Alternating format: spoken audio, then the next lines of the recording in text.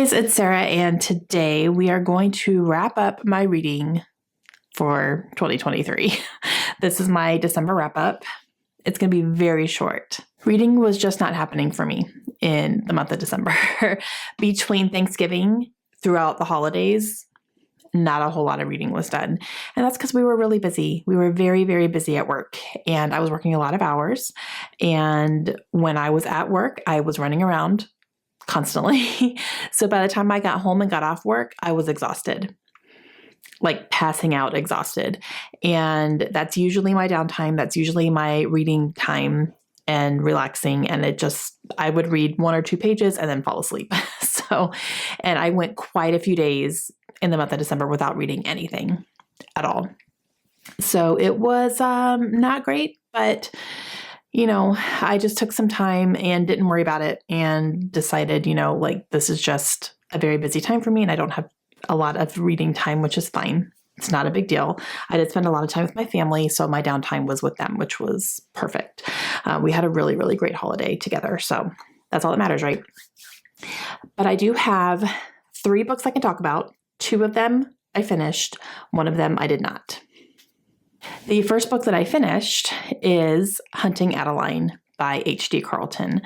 This is a book I read on my Kindle and I finished it. I started this I was reading it when we were in Phoenix and I was trying to read it and I got to a point where I needed to put it down because it started to get a little bit too much. This is an extremely dark romance and it's book number 2 in a duology. So I read the first one, which is Hunting Adeline, and I really enjoyed that one. It was very dark. I had a couple issues with it, but I still enjoyed it. I gave it 4 stars and wanted to continue on. And I did, but this one was so dark that I needed a break. And I remember putting it down on the plane and saying, I don't know if I'm going to go back to this or not. We'll see. I'm just going to put it down for now because it just was not, I couldn't continue at that point. And I'm really glad I did that because I did go back to it and then I was enjoying it more. And this one, I won't say too much because the premise of this book will spoil the first book, so I don't want to do that. Just know that for me, this one was a lot darker and it was hard to read at times. And then I had to take a break from it. And then when I did pick it back up, it had gotten to a point where okay, we're taking a break from some of the super dark, stuff that was getting really hard for me to continuously read. And I will say though, that when I finished this book, I gave it a 3-star. There were things, especially at the end, that I was just like, okay, we could have been done by now. There were a lot of points I felt this book could have been cut off and done. I was rolling my eyes a little bit at the end of it. I was just kind of like, really, that's where we're going with this? But I don't know. So it was...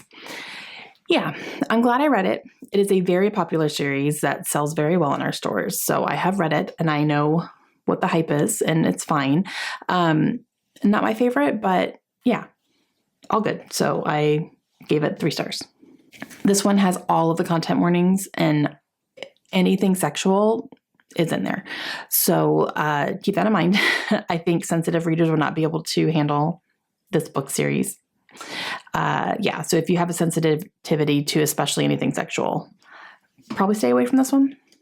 The second book that I finished is one that I listened to on audio, and that is Long Bright River. This is by Liz Moore. This is a book that Amanda got me for our Christmas book exchange. I think the first year she did it with us, from what I'm remembering.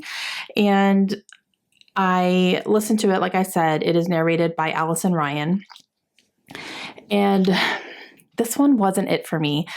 I did listen to the whole thing, but it just, I don't know. For number 1, it was way too long for what the story was.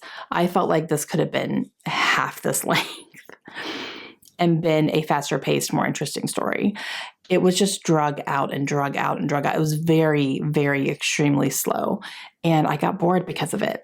I don't feel like mysteries need to be this long. The writing was fine. The narration was not great. It was very monotone. I felt like she was just saying things and I was just listening, almost like I was overhearing something versus being told a story.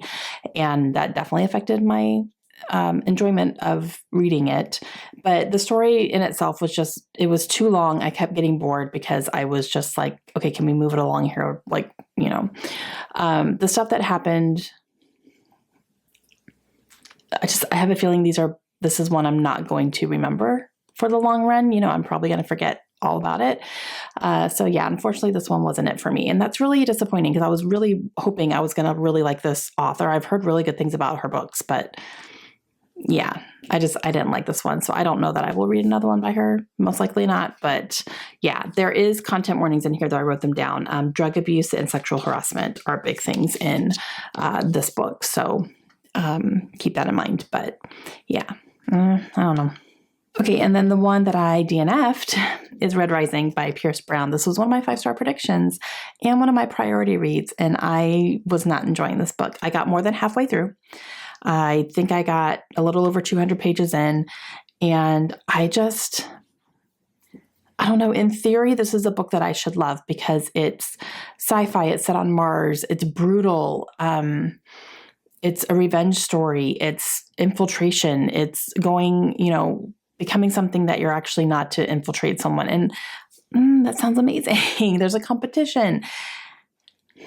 And I just was not enjoying it. I don't know what it was. I don't know if it was me. It's very possible that this is just a not right now book. But I don't know, more than halfway through and it felt like a chore picking it up every time. So yeah, I don't know. It wasn't for me. So I don't know if I'll go back to it and give it another shot at another time. As of right now, I'm going to go ahead and just unhaul it and not worry about it and just say this isn't for me right now. But if I ever want to go back to it, I can always do that. No problem. But yeah, it was kind of a bummer. I was really hoping this was going to be like another series I was going to get into. And that's it. That is everything that I read in the month of December. Finished 2 and DNF'd 1. And very slow going and very light on the actual reading time as well, just because of circumstances. And I probably should have, planned for that because I know that the season is very busy for us anyway. And on top of that, I'm working in a retail job. That's no joke around these times. So yeah, but I am 100% ready for January. I am ready for a fresh start, a brand new year, and ready to tackle my January reads. I'm very excited about them. And yeah, so let me know how you ended your year. Hopefully it was on a higher note than mine. And we will see you guys again soon. Have a great day. Bye.